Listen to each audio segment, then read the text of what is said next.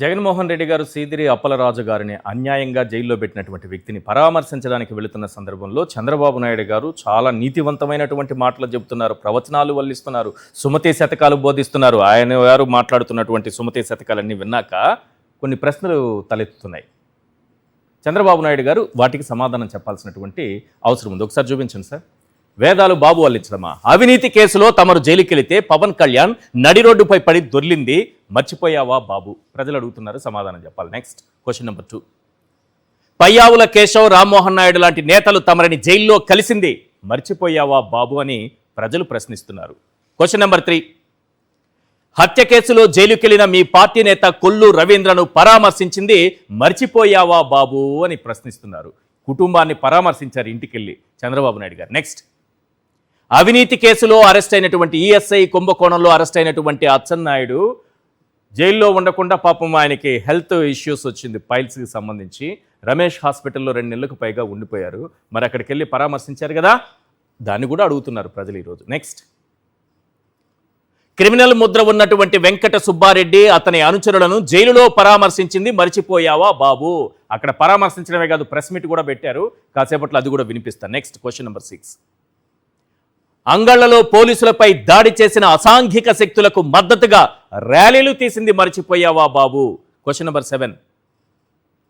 మీరు అన్యాయంగా అక్రమ కేసులు పెట్టి జైల్లో పెట్టినటువంటి మాజీ మంత్రిని జగన్ పరామర్శిస్తే తప్పు అవుతుందా బాబు? Question number 8. ఏడీఆర్ రిపోర్టు ప్రకారం 19 క్రిమినల్ కేసులున్న మీరు నీతులు చెప్పడానికి అర్హులేనా బాబు? ఇది ప్రజలు అడుగుతున్నటువంటి ప్రశ్నలు. రైట్, నాగమల్లేశ్వరి గారు, మనం చూసాం పవన్ కళ్యాణ్ గారు ఏ రకంగా రోడ్డు పైన పొర్లారో, దండాలు పెట్టారో, నానా యాగి చేశారు. పవన్ కళ్యాణ్ గారు చంద్రబాబు నాయుడు గారు జైల్లో ఉంటే పరామర్శించడానికి మాత్రం వెళ్ళొచ్చట, రోడ్డు మీద దొరలచ్చట. అంటే అక్రమ కేసులో అన్యాయంగా ఇరికిస్తే మాత్రం జగన్మోహన్ రెడ్డి గారు పరామర్శించకూడదట. అదే సార్, ఇప్పుడు ఆయన పాపం దేశం కోసం అంటాడు పొద్దున్న లేస్తున్నప్పటి నుంచి. తెలుగుదేశం కోసం ఆయన పనిచేస్తున్న విషయం రాష్ట్రంలో అందరికీ తెలుసు. మరి ఇవాళ అంత పోరాటం చేసి అంత దొర్లినటువంటి వ్యక్తి ఇవాళ లాకప్ డెత్ అయినా ఒక రోజు కూడా వచ్చి దొరలలేదు. 30,000 మంది అమ్మాయిలు తప్పిపోయినా ఒకసారి తీసుకొచ్చినందుకు దొరలలేదు. అయితే సుగాలి ప్రీతి విషయంలో ఒకసారి కూడా వచ్చి దొరలలేదు. ఇన్ని అన్యాయాలు జరుగుతున్నాయి. మొన్న రీసెంట్ గానే ఒక మహిళని అంత మంది చూస్తుండగానే అంత అవమానం చేశారు కదా. ఇలాంటి విషయాలలో వచ్చి దొరలడా ఆయన? ఓన్లీ చంద్రబాబు నాయుడు గారి కోసమే దొరుకుతారా సార్? అంటే నాకు ఒక విషయం చాలా గుర్తు సార్. రాజశేఖర్ రెడ్డి గారు అసెంబ్లీలో ఒక మాట అంటారు, ఏమయ్యా చంద్రబాబు నాయుడు గారు, మీ ఇంట్లో బాలకృష్ణ ఇంట్లో గన్ను పేలిన రోజు కూడా నేను రాజకీయం చేయలేదు కదయ్యా అని అన్నారు. సో అట్లాంటి చిల్లర రాజకీయాలు రాజశేఖర్ రెడ్డి గారు చేయరు, ఆయన బిడ్డ అయిన జగన్మోహన్ రెడ్డి గారు చెయ్యరు సార్. నిజంగా అంగళ్ళు పీలేరు. ఆ ఘటనల్లో ఎంత దౌర్జన్యాలు జరిగాయి సార్, ఎంత హింసాత్మకంగా చేశారు. అలా ఏ రోజైనా వైఎస్ఆర్సీపీ పార్టీ గాని వైఎస్ఆర్సీపీ కార్యకర్తలు గాని జగన్మోహన్ రెడ్డి గారు గాని ఒక్కసారి కాకపోతే ఒక్కసారి ఎప్పుడైనా మన హయాంలో లేకపోతే ఈ 2.5 సంవత్సరంలో ఏ రోజైనా జరిగాయా సార్?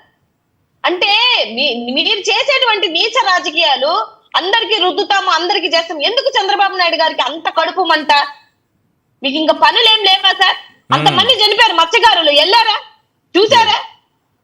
ఏమైనా వర్క్ ఫ్రమ్ హోమ్ లాగా వీడియో కాల్స్ మాట్లాడుతుంటారు మీరు.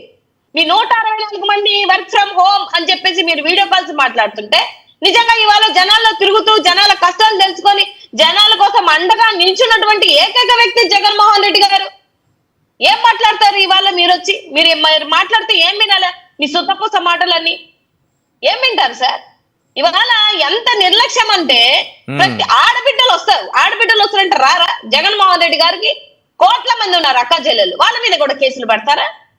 ప్రేమతో అభిమానంతో నిస్వార్థమైన ప్రేమతో వస్తానన్న వాళ్ళ మీద కేసులు పెడతానంటారేంటి? ఈ బెదిరింపులేంటి నాకు తెలియక అడుగుతాను. ఎంత దౌర్జన్యంగా ఇవాళ వీడియోలు చూడండి సార్, ఎంత ఇబ్బంది పెట్టారో. అడుగడుగున అడ్డగోలుగా ఎంత మంది పోలీసులు పెడతారో. గిరి ప్రదక్షిణాలు మొన్నే జరిగింది సార్, అసందర్భం పక్కన పెడితే గిరి ప్రదక్షిణాలు జరుగుతాయని అందరికీ తెలుసు. తండోపతండాలుగా భక్తులు వస్తారని తెలుసు. కానీ మీరు వీడియోలు చూడండి సార్, 4 గంటల నుంచి 5 గంటల వరకు చిన్న బిడ్డలు పాలు లేకుండా నీళ్లు లేకుండా ఆడబిడ్డలు ఏవో పర్సనల్ ఇష్యూస్ ఉంటాయి అన్ని గంటలు వెయిట్ చేస్తారా? వీటికి చేయడానికి మీకు చేత కాదు. కానీ జగన్మోహన్ రెడ్డి గారు ఒక మంచి కోసం చట్టాన్ని మీ చేతిలో తీసుకోకూడదు అని చెప్పేసి ఆయన చేస్తున్నటువంటి ప్రయత్నం కోసం అడుగడుగున అడ్డుపడతారు. ఆ రోజు అంతమంది పోలీసులు సెక్యూరిటీని పెట్టలేకపోయారా? హోంమంత్రి గారు లేదనంటే చంద్రబాబు నాయుడు గారు మీ చేతగాని తనానికి నిదర్శనం కదా మన గిరి ప్రదక్షిణాల్లో ఏమైనా జరుగునంటే ఎట్లా సార్? అక్కడే పరదాలు కూడా కట్టారంటే ఏంటి మేడం? గోడ ఎరగొట్టి సింహాచలం కొండను ఏదో గుండు కొట్టేస్తున్నారట, పరదాలు కూడా కట్టారట సార్. పంది కొక్కులు తవ్వుకొని ఎట్టపోతున్నారట పోతున్నారు సార్. అందుకని అక్కడ పరదాలు కట్టేశారు, గ్రీన్ మ్యాట్స్ కట్టేశారు. ఎందుకు? అక్కడ నుంచి భక్తులు వెళ్ళేటప్పుడు చూస్తారు కదా. సింహాచలంలో నరసింహస్వామి యొక్క భూములు దోచుకుందాం అనుకుంటే అదే నరసింహస్వామి మీకు బుద్ధి చెప్తాడు. అది గుర్తుపెట్టుకోమనండి. ఎక్కడి నుంచి ఎక్కడి దాకా పరదాలు కట్టారు ఆ వీడియోలు ఉంటే వేయండి సార్, తెలుస్తుంది రాష్ట్రంలో ఉన్నటువంటి ప్రజలకి. లోకల్ గా ఉన్న ప్రతి ఒక్కరు ఒప్పుకునే పరిస్థితులు ఏం లేదు సార్. ఇవాళ ఎంత నిర్లక్ష్యం అంటే ఒకదాని కాకపోతే ఒకటైనా కూడా అరే ఆలోచించండి. మంచి నెంబర్లు ఇచ్చారు మీరు. రాష్ట్రంలో ఉన్నటువంటి భవిష్యత్తు గాని పిల్లలకి గాని మహిళలకి గాని ఏమీ చెయ్యరు. ఎంతుంటే జగన్మోహన్ రెడ్డి గారిని అడుగడుగున అడ్డుకుంటాను అని అంటే ఏం రాజకీయం సార్ ఇది? ఇట్లాంటి చిల్లర రాజకీయాలు చేయడానికి మిమ్మల్ని ప్రజలు గెలిపించారు అని మీరు అనుకుంటే అది మీ మూర్ఖత్వం తప్పితే ఇంకోటి అవ్వదు సార్. రైట్. మురళి గారు, ఈ మధ్య కాలంలో ఒక వార్త ఏంటంటే, ఎప్పుడు ఇది మార్చి 8న CM Chandrababu trial run convoy ఢీకొనడంతో ఓ వ్యక్తి ప్రాణాలు కోల్పోయాడు. మార్కాపురం జిల్లా డోర్నాల మండలం చిన్న గుడిపాడు సమీపంలో ఈ ఘటన చోటు చేసుకుంది. మృతుణ్ణి అదే గ్రామానికి చెందిన యువకుడు అంకన్నగా గుర్తించారు. చంద్రబాబు నాయుడు గారి కాన్వాయ్ ట్రయల్ రన్లో గుద్ది చంపేశారు. మరి దీనిపైన ఎవరిపైన కేసు పెట్టాలి?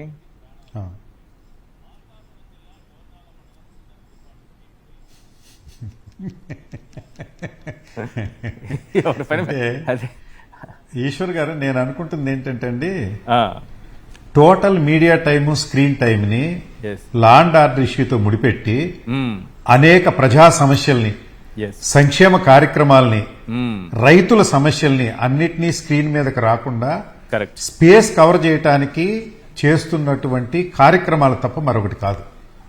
మీరు గత ఎన్నికలు అయిన తర్వాత మీరు పరిశీలన చేయండి. ఒక సంవత్సరం పాటు జగన్మోహన్ రెడ్డి గారు law and order problem issue వచ్చిన చోట, వైఎస్ఆర్ కాంగ్రెస్ పార్టీ వ్యక్తులు హింసించిన చోట, వినుకొండలో ఎవరైతే అడ్డంగా రోడ్డుకు అడ్డంగా నరికేసి సంఘటనలో వారు వెళ్లడం, ఢిల్లీలో ధర్నా చేయడం ఇవన్నీ జరిగాయి. ఒక సంవత్సరం రషీద్ అనే ఒక సంవత్సరం పాటు, ఒక సంవత్సరంలో వీరు పవన్ కళ్యాణ్ గారు లేకుంటే చంద్రబాబు నాయుడు గారు కూటమి కలిసి ఏదైతే ప్రజలకు వాగ్దానం చేశారో సంక్షేమ కార్యక్రమాలు అవి పటాపంచలైపోతున్నాయని ప్రజల్లో అనిపిస్తున్నప్పుడు వీరు ఇంకా స్పీడప్ చేశారు ఇలాంటి కార్యక్రమాలు. అందుకే తిరుపతి నేతి విషయాన్ని మభ్యపెట్టడం కోసం దాన్ని కొంతకాలం నడిపించారు. తర్వాత ఇటీవల మళ్ళా దీనికి తోడు రైతులకి గిట్టుబాటు ధరలు లేక ప్రతి చోట రైతులు, మీరు చూస్తారండి, జగన్మోహన్ రెడ్డి గారు గత సంవత్సరంలో లా అండ్ ఆర్డర్ బ్రేక్ అయిన చోట, హింస పెరిగిన చోట వెళ్లడమే కాకుండా అన్ని ప్రజాహితమైన కార్యక్రమాలు, సంక్షేమ కార్యక్రమాలు రావట్లేదని ఎప్పటికప్పుడు మమ్మల్ని సమాయత్తం చేసి ధర్నాలు చేయడం, రిప్రజెంటేషన్లు చేయడం కలెక్టర్కి ఇవన్నీ జరుగుతుంటే, వారు అగ్రికల్చర్ విషయంలో గాని, మత్స్యకారుల విషయంలో గాని, పోర్టుల విషయంలో గాని రాష్ట్రంలో జరుగుతున్న ప్రతి అక్రమాలని ఎదిరించడం కోసం ఆయన పర్యటనలు ప్రముఖంగా గత సంవత్సరం పాటు జరిగినాయి. ఇప్పుడు యాంటీ ఇన్కంబెన్సీ రాష్ట్రంలో పీక్ స్టేజ్కి వెళ్ళిపోయిందండి. దాంట్లో ప్రశ్న లేదు. ఎందుకంటే ఒక గ్రామంలో సంక్షేమ కార్యక్రమాలు లేవు. జగన్మోహన్ రెడ్డి గారు ఇచ్చినటువంటి సంక్షేమ కార్యక్రమాలు లేవు. రైతులకు దేనికి గిట్టుబాటు ధర లేదు. 2400 రూపాయలు ఇస్తానన్నటువంటి మొక్కజొన్నకి గిట్టుబాటు ధర 1200, 1300, 1400 కొన్నటువంటి సంఘటన. దాని మీద ఒక చిన్న నాయకుడు నేనే ఇక్కడ బిగిన్ చేస్తే అది రాష్ట్ర వ్యాప్తంగా వెళ్ళినటువంటి విషయం. అలాంటి అనేక సంఘటనలు, పొగాకు, పత్తి, వరి దేనికి గిట్టుబాటు ధర లేవు. గ్రామీణ ఆర్థిక వ్యవస్థ చిన్నాభిన్నమైపోయింది. క్యాష్ ఫ్లోస్ లేవు. సంక్షేమ కార్యక్రమాలు ఒక పక్కన వచ్చి క్యాష్ ఫ్లోస్ ఉండే గ్రామాల్లో అవి లేకపోగా రైతులకి, రైతు కూలీలకు పంటకి గిట్టుబాటు ధర లేక, పంట ఉత్పత్తి రాష్ట్రంలో ఎక్కడ తగ్గలేదండి. జగన్మోహన్ రెడ్డి గారు ఉన్నప్పుడు పంటకి గిట్టుబాటు ధర వచ్చింది, ఉత్పత్తి కాలక్రమంగా మనకి ప్రోటోకాల్ ఫిక్స్ అయిపోయింది. రైతులు చక్కగా యూరియాలు వేయటం, లేకుంటే ఇంకోటి వేయటం. అది గవర్నమెంట్ ఇచ్చిన యూరియాలు కాదు, అవి ఇవ్వట్లేదు అనుకోండి, అది వేరే విషయం. సో పంట పెరుగుతున్నప్పటికీ కూడా దిగుబడి పెరుగుతున్న రేట్లు లేవు. ఇవన్నీ కూడా గ్రామం రగిలిపోతా ఉందండి ఆర్థిక వ్యవస్థ. అంటే ఈ ప్రభుత్వాన్ని ఎన్నికలు వస్తే చిత్తుగా ఓడించడానికి గ్రామీణ ప్రజానీకం సిద్ధంగా ఉన్నారు. నేను ఇదంతా ఎందుకు చెప్తున్నానంటే, ఈ రోజు శ్రీకాకుళం జగన్మోహన్ రెడ్డి గారి పర్యటనలో సిరి అప్పర్రాజుకు జరిగినటువంటి అన్యాయాన్ని సానుభూతిగా మారేది ఒకటి, జగన్మోహన్ రెడ్డి గారిని ప్రజలు భావోద్వేగంతో కలవాలనుకునేది ఎందుకయ్యా అంటే, వారి కాలంలో మనం సస్యశ్యామలంగా బ్రతికాం. ఇప్పుడు ఎక్కడ రైతులు గిట్టుబాటు ధరలు లేవు, మత్స్యకారులు గిట్టుబాటు ధరలు లేవు, ఎక్కడ చూసినా అన్యాయం జరుగుతుంది కనుక వారి మీద ప్రేమాభిమానాలు ఇంకా పెరగటం వల్లే ఈ ప్రజలంతా కూడా యాంటీ ఇన్కంబెన్సీకి ప్రతీక తప్ప మరొకటి కాదనేది నా అభిప్రాయం. ఒకటి, జగన్మోహన్ రెడ్డి గారి నాయకత్వ పటిష్టం చూస్తే గత 5 ఏళ్లు వారు ముఖ్యమంత్రిగా ఉన్నప్పుడు ప్రజలకు అందుబాటులో లేరని, ప్రజలు కలవలేదని అనుకున్నటువంటి ప్రజానీకం వారిలో పోరాట స్ఫూర్తి ఏమాత్రం తగ్గలేదు. ఓదార్పు యాత్రకు మించి పట్టుదలగా ప్రజల సమస్యలకు పోరాటం చేస్తున్నారు కనుకే యాంటీ ఇన్కంబెన్సీ ముదరడం వల్లే వారి పర్యటనలు ఇంత బాగా ఇంకా సక్సెస్ అవుతున్నాయి. ప్రజానీకం అంత ఉవ్వెత్తు తరంగం లాగా ఈరోజు శ్రీకాకుళంలో వచ్చారు. కాబట్టి ఈ ఎపిసోడ్ ని మనం కేవలం లా అండ్ ఆర్డర్, దొంగ కేసు, తప్పుడు కేసే కాకుండా ప్రజల్లో ఉన్నటువంటి వ్యతిరేకత కప్పిపుచ్చడానికి, స్క్రీన్ టైం కాజేయడానికి డైవర్ట్ చేసినటువంటి ప్రక్రియ తప్ప ప్రభుత్వానికి మరొకటి కాదనే విషయం ప్రతిదీ ఇక్కడ గుంటూరులో ముస్తాఫాకు సంబంధించినటువంటి విషయం అనండి, ఇంకా రకరకాల ఇష్యూస్ రకరకాలు లేపుతా ఉన్నారు. ఇవన్నీ కూడా యాంటీ ఇన్కంబెన్సీ కప్పిపుచ్చడానికి ప్రభుత్వం చేస్తున్న చర్యలు తప్ప మరొకటి కాదు.